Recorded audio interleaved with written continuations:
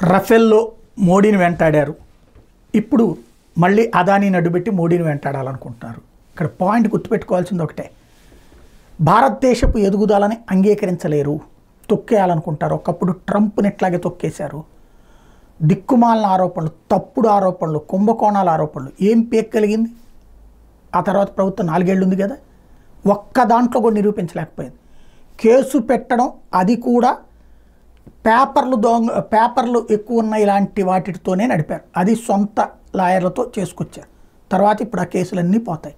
రెండవది, ట్రంప్ని రానియకుండా చేయడానికి మీడియా, ఇక్కడ భారతదేశంలో నరేంద్ర మోడీని రాకుండా చేయడానికి మీడియా, అట్లాగే అక్కడ సోరోస్ టీం, ఇక్కడ సోరోస్ టీం, అక్కడ ట్రంప్కి వ్యతిరేకంగా, ఇక్కడ మోడీకి వ్యతిరేకంగా.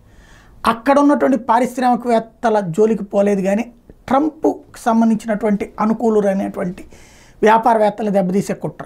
ఇక్కడ భారతదేశానికి సంబంధించి నరేంద్ర మోడీ చెప్పినట్టు చేసే వ్యాపారవేత్తల్ని దెబ్బకొట్టేటువంటి కుట్ర జరుగుతున్నది.